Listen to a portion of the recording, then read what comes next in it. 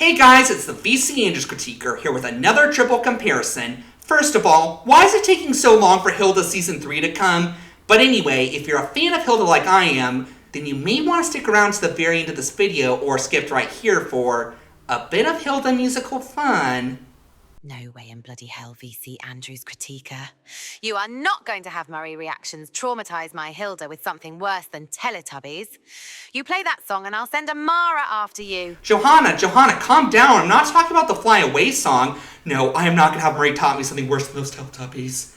No, but I don't want to spoil the surprise, so skip here if you want to see it now. But on the subject of Hilda, it's pretty interesting how Netflix was able to reincarnate an obscure comic book character who was a whiny, bratty, poorly drawn prima donna and turn her into one of the most charming characters in all of media. My point is, reincarnation can often have some pretty optimal results, and our story is no exception, that being a little tale primarily called Heaven Can Wait.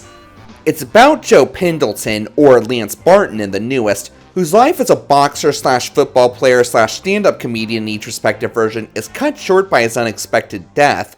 So Pendleton is taken up to heaven, but insists he's there by mistake and he's not supposed to be dead yet. The escort angel is like, yeah sure bud, heard that one before.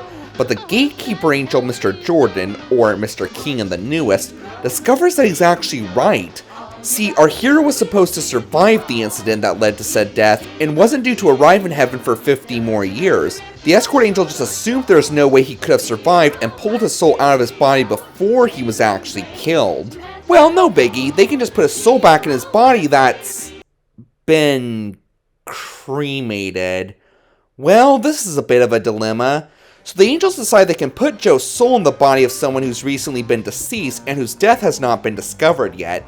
After several rejected candidates, they finally settle for a corrupt big business executive named Farnsworth.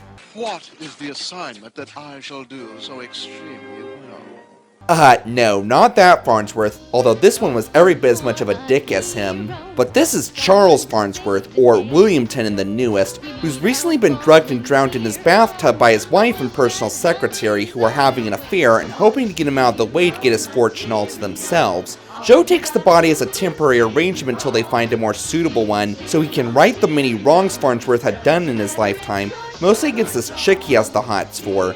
Only thing is, said chick is actually starting to fall for Joe and Farnsworth's body because of his charisma and the recent selfless charity he's shown, and our hero's starting to think that maybe he could live with being this dude after all. Little elbow grease and he could easily continue his boxing slash football slash comedian career. But Farnsworth's wife and secretary aren't ready to throw the towel in just yet. The story began as a play called Heaven Can Wait in 1938, then was adapted to film 3 years later under the new title Here Comes Mr. Jordan. Don't ask me the reason for the name change. Then was adapted again in 1978, but retaining the original play's title, and a third time in 2001 with the title of one of the oldest version sequels, Down to Earth. Again, I got no theories as to why they called it that, and the story itself, while there certainly have been better movies involving angels, does still make for a fun little screwball comedy. Only question is, which one is most fun and screwy? Well, no way in hell we'll find that down on Earth, so heaven can't wait as we gotta go there to find the answer to that from our dear friend Mr. Jordan. Oh, here he comes now. This is oldest versus median versus newest. Here comes Mr. Jordan versus Heaven Can Wait versus Down to Earth. Doesn't matter if you're short or tall, hero material, tailor-made to answer the call. They say one person can make a difference in the world, and that is indeed true. They may just have to do it as someone else who has the power and money to do so. So will the boxer, football player, or stand-up comedian make the biggest difference as the cold-hearted industrialist Farnsworth? Let's find out with Best Lead. Doesn't matter if you're short or tall, hero material, tailor-made to answer the call.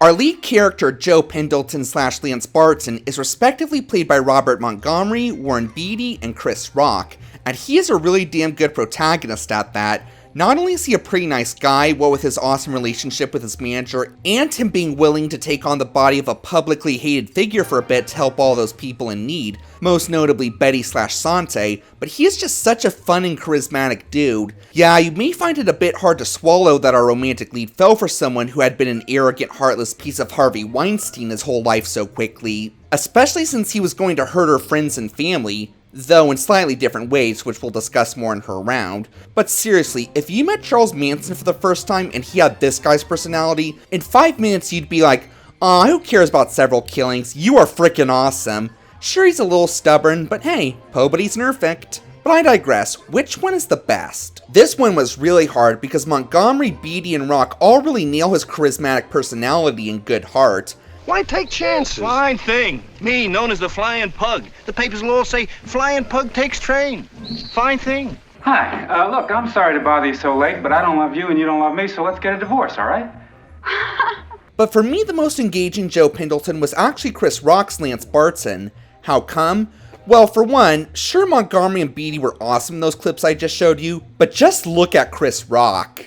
From now on, we got a new slogan. Shot in the head, you get a bed, okay? If your head is bloody, we're your buddy. But not without adequate insurance. Not without adequate insurance. Is insurance really adequate? When you pay for insurance, do you feel assured? They shouldn't even call it insurance. They should just call it in case shit.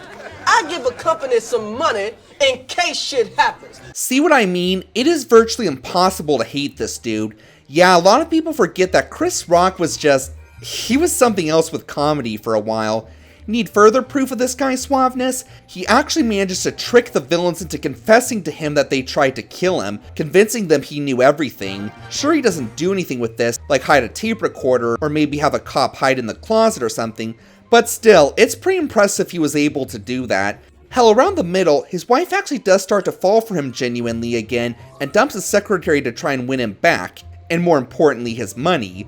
Doesn't work out so well.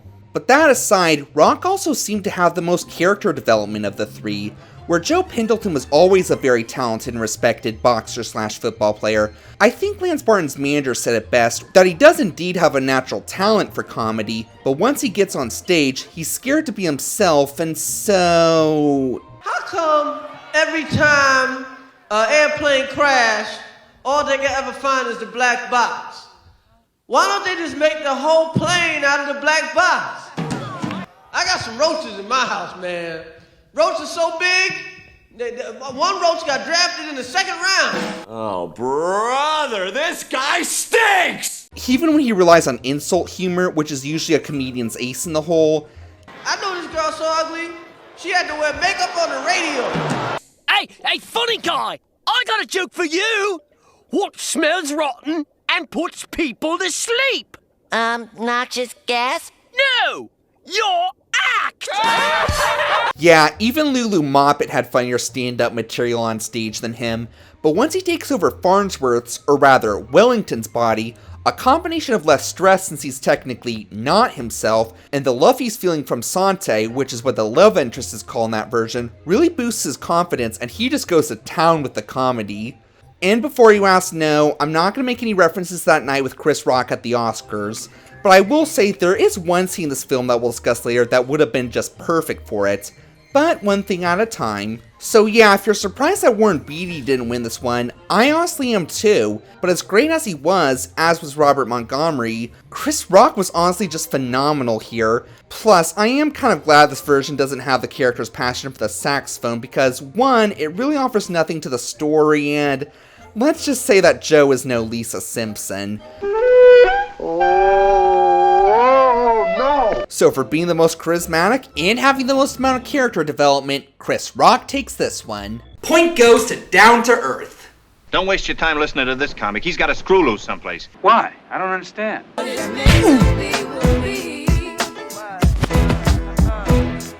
Now, of course, we all know that the Lord and Jesus are perfect, but the good book never said that his angels are, and good thing too, because there'd be no story otherwise. But nonetheless, let's see which version of the story had the best depiction of the angels with Best Angels. Doesn't matter if you're short or tall, hero material, tailor-made to answer the call. The two main angels that assist our hero with his reincarnation are Mr. Jordan/King and the Messenger, who's nameless in the first two films and called Keys in the newest. Okay, let's start off the ones I like the least, Down to Earth. I may be overreacting a bit, but I personally think that its portrayal of heaven is a little sacrilegious. Like, I'm not too crazy about how all we see of the kingdom of God is presented just like a nightclub, or how the gatekeeper is presented as a bouncer and his guest list is portrayed as the book of life. Again, maybe I'm being a little sensitive. I mean, they don't show us any drinking or sex in this place, but what really bugs me is that apparently in this heaven, angels take bribe from folks to be added to the list. Tell Mike to stop putting girls on the list. Or just listen to this line from Mr. King. First you make Frank Sinatra wait for a table. He didn't have a jacket. He's Frank Sinatra! He can wear whatever he wants! As it clearly says in Psalms 40. Spare me the salmon, Vicar. Alright, my point is, notoriety doesn't get you into heaven, your good works and faith do. There. Speaking of Mr. King, I don't think Chaz Palminteri's mob boss-like portrayal is very respectful. I will say he does a great job at playing it off. Hell, I thought he was Robert De Niro for a bit. But yeah, Gabriel and Vic Corleone are not the greatest combination in my book. Now for the oldest and median. First of all, no, I don't mind that heaven has to be reached by an airplane in this version. I guess the Heavenly Express is reserved for cats only. Anyway, here Mr. Jordan is played by Claude Rains, aka Sir John Talbot from The Wolfman and Prince John from the 1930s Robin Hood, and James Mason, aka the male lead in the 50s version of A Star is Born.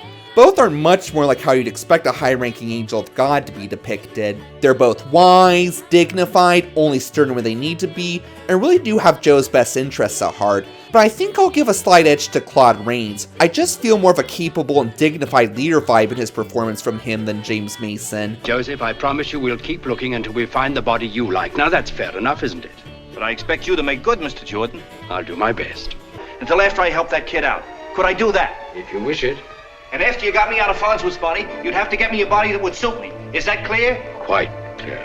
Also, something that bothered me was that in the third act, when Mr. Jordan learns that Farnsworth's wife and secretary are plotting to still blow his brains out, instead of directly warning him about this, Mr. Jordan is basically like, sorry, you can't have this body anymore, but doesn't give an explanation as to why. So naturally, this upsets our hero because he doesn't want to leave Betty/Sante. While the oldest one still fails to give a reason for why he has to give up on Farnsworth, he does at least try to use his powers to stop Joe from walking into his secretary's trap, but relents when Joe's adamant about staying Farnsworth. Hey, at least he tried to do more to save him than in the other two movies. And as for the escort angel, again, tough call, and I'll always respect Buck Henry for creating Get Smart with Mel Brooks, and Eugene Levy for inspiring the character of Denzel Crocker with his role in Splash. But the idea is that this is a new, inexperienced Clarence Oddbody-like angel, and Henry and Levy both just felt a little too professional and competent to be believable as a new rookie who'd act on impulse. Edward Everett Horton, try saying that name 3 times fast, just felt a lot more like a naive newcomer to the field. Oh, I know that we messengers shouldn't permit our emotions to sway us, but there he was, sir, just plummeting earthward. I wanted to spare him the agony of crashing, so... What territory do you cover? It's a place called New Jersey. And if it could be arranged, sir, I should like very much to be transferred. And again, sorry to sound preachy, but did the newest really have to give him the name Keys? I mean, kudos for giving him a name unlike the other two films, but did it really have to be the same name as a notorious gangster? So at the end of the day, it looks like Here Comes Mr. Jordan had the best depiction of the angels. I mean, his name's in the frickin' title after all. Point goes to Here Comes Mr. Jordan. This is insupportable. Go to hell. Farnsworth may have gotten his comeuppance at the start, but the story wouldn't have been nearly as exciting if the villain was killed at the very beginning. Hence why we have his trash bag wife and secretary, who are determined to finish what they started and finish off that SOB once and for all. So let's see who posed the biggest threat to Joe with Best Villains. Doesn't matter if you're short or tall, hero material, tailor-made to answer the call. Like said before, the two main antagonists of the story are Farnsworth's adulterous wife and sleazy secretary, who try to do him in so they can be free to marry each other and have his fortune all to themselves. But unlike the first two rounds, this one wasn't hard. Charles Grodin and Diane Cannon in the median are hands down the best villains. First of all, let me get something straight. None of these depictions of the villains are intimidating, not even a little. But whereas in the oldest and newest the two are really just Well, there. Grodin and Cannon are one of the best comedic bumbling villains duos I have ever seen in media. Dare I say, on par with Nathan and Mimsy. Don't believe me? Just look at their reactions when they find out that Farnsworth is still alive. Miss Logan, I don't frighten anybody.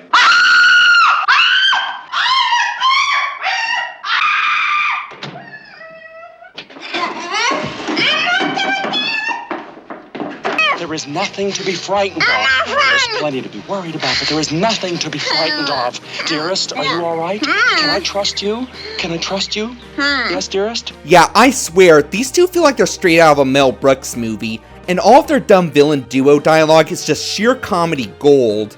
I can't tell whether he's toying with me or whether he would actually precipitate a crisis in the company. Of course he's toying with you. You don't think he's gonna forget about being drugged, do you? He's waiting for us to crack. Do you actually think that he's playing that saxophone? There's a tape inside it. That's why we keep hearing the same song over and over and over and over again. It's like those idiot costumes of his. Wait a minute, just a minute, please. There's a trainer for the Rams named Max Corkle. Could you call him tomorrow and ask him to come over and see me? Yes, Mr. Farnsworth. Thank you. Good night. You idiot. You idiot! Why did you answer him? I couldn't resist. His will is too strong. It's not to say the other two depictions don't have some good bits as well.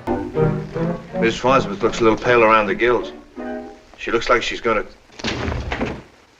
She did. Incompetent moron. Bitch, you retard. Rich bitch. Oh, yeah. Fat old bitch. But again, they're mostly just there. I do think it's funny that Lance's Wellington is so appealing that his wife tries to win him back, and this does give a secretary more motivation to want to do him in, you know, for stealing back the girl he stole from him, or at least his body, but they don't really explore this idea as much as I feel they should have. The two in the median, despite being the funniest, are actually the closest thing we get to full-fledged intimidating villains. You may notice how their dialogue is a little more malicious than the other two versions, and Farnsworth's secretary actually does come off as very manipulative. The way he interacts with Joe as Farnsworth, you can tell this guy's determined to throw his boss off his plot to do him in. Was that the living room? No, sir, I believe that was my office. What's more, when they actually do succeed in killing Farnsworth, when they're being interrogated, they try to pin the blame on Betty, saying that she wanted vengeance on him because he only told her he loved her to get her to back down with the protests against him. Yeah, that is really cold-blooded. And just for the cherry on top, they actually do try to kill Farnsworth an additional time in the film, namely by setting up a booby trap where Farnsworth's ceiling would collapse on his bed once he got on it. Good thing he happened to toss his coat onto it randomly. While I personally would have liked some more ruthless villains in this story, the comedic duo the median offers us are a delight to watch and are the most evil villainous duo of the three, so I guess we should give credit where credit is due. Point goes to Heaven Can Wait. I have a feeling I can't shake off that there's something weird. That's awful.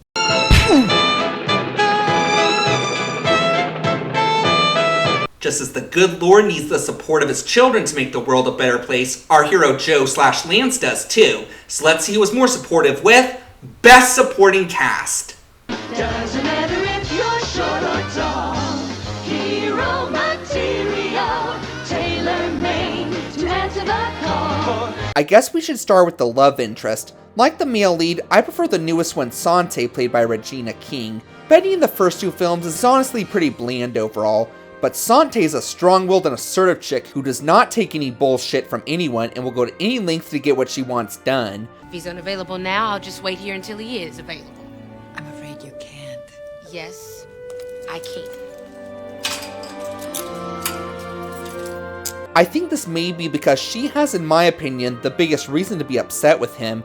Where Farnsworth in the oldest was going to have her father wrongfully imprisoned for some stock market scam and was going to tear down her community in the median, in this version, he's just bought an affordable hospital, especially for low-income people without adequate insurance that she works at, and plans to turn it into a private, outrageously expensive business. While all three of these motivations are completely understandable, I'm sorry, completely screwing over terminally ill people with their only source of medical wellness, that is just, you can definitely see why she's so ticked.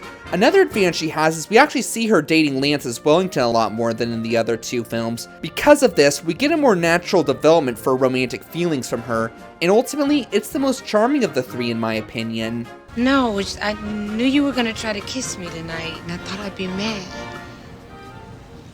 But I'm not. It's something about your eyes. What about the lead's manager, Max Corkle / Whitney Daniels?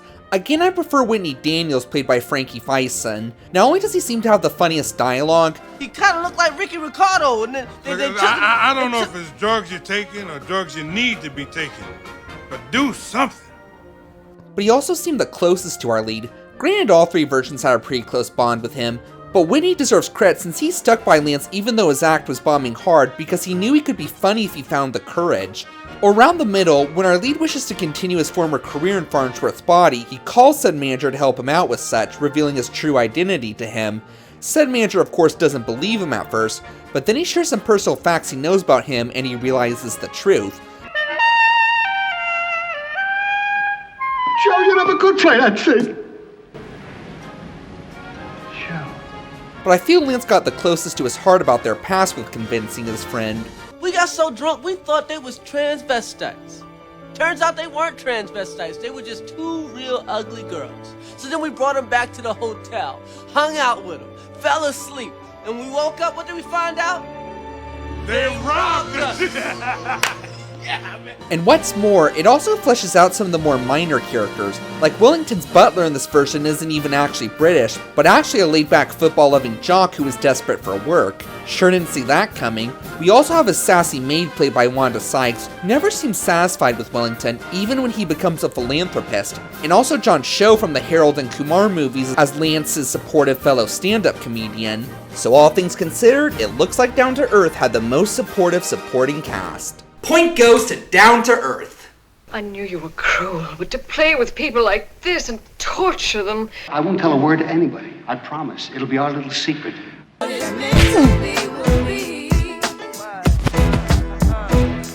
So let's see which version of the story was reincarnated from heaven the strongest with Best Story.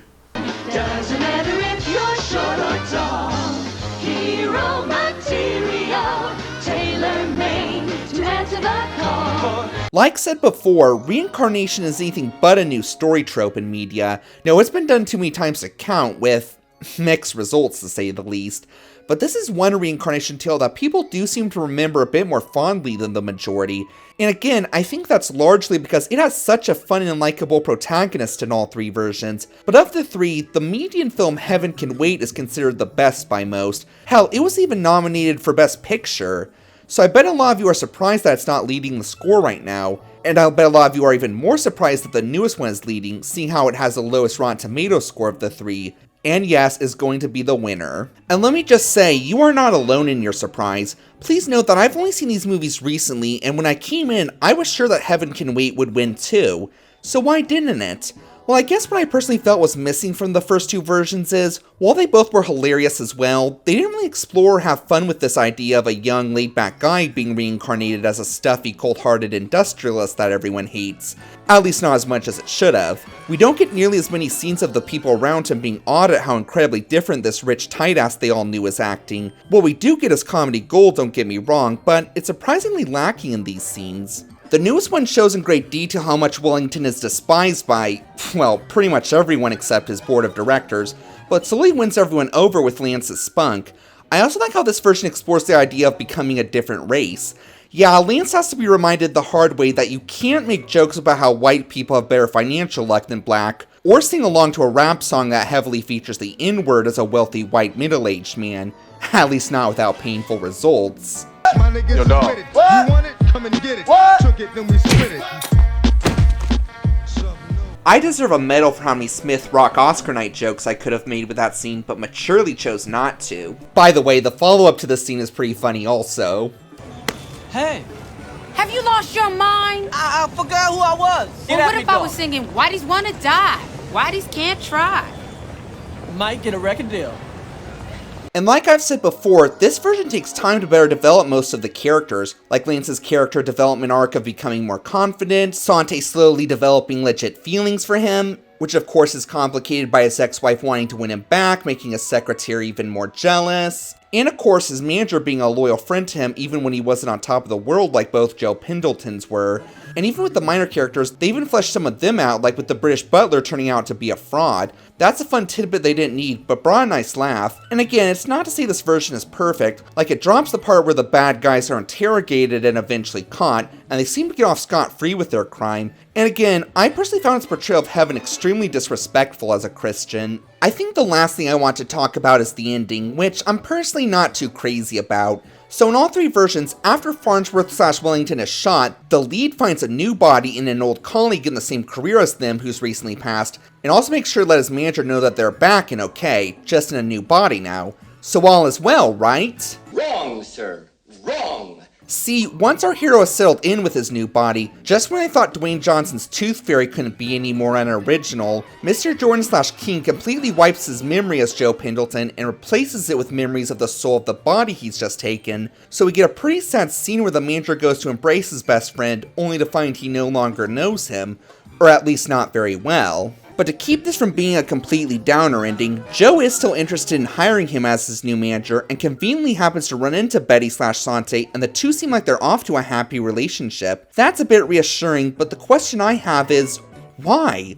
Why couldn't they have just let him keep the memories of his past life? Yes, I know the oldest one implies that this was because Mr. Jordan was fed up of Joe never being satisfied with the body and just didn't want to have to deal with him anymore, but I was referring to why the writers did this. It just felt so unnecessary and honestly pretty depressing. But I will say, Down to Earth does soften this up even more, so you may think that Lance's character development will be gone with his new memories, right? Well, that's what Lance is afraid of, but Mr. King promises him that altering his memories won't alter his personality. He'll still have all the wit and confidence and fondness for his loved ones as Joe Pendleton, even if he'll barely know them, and you can feel it. Like, Lance definitely seemed the most determined to have Whitney be his new manager. And you know what? If you don't like the tape, keep it to yourself. Right. It's gonna be alright. And where the first two films just end with Joe and Betty walking out together, this version reveals that Lance's Wellington left her the hospital. Aww. And shows that the two indeed do still connect just as well as they did with Lance's previous memory. So yeah, I know that I'm probably going to get a bunch of angry comments with this verdict, and maybe even a few angry mobs at my door, but I'm not going to lie about my honest opinion. Even though I enjoyed all three movies, it was this one that seemed to explore its premise the most and best fleshed out its characters, and thus in my eyes, it's the best version of the three. Point goes to Down to Earth, the best version of the story in my unpopular opinion. Unpardonably presumptuous. You must abide by what is written.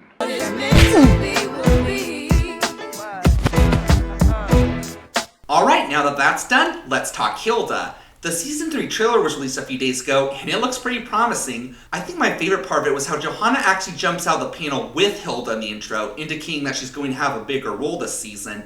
And so, to commemorate this animated gem coming to a close, I've put together a little Hilda music video for you all. By the way, if you know what it's a parody of, please let me know in the comments. I'll be really impressed if you happen to know. And the reason I'm not giving it its own video is because I'm not sure if Netflix considers a music video fair use or not, so just being careful. No funny business, VC. I'm completely ready for combat.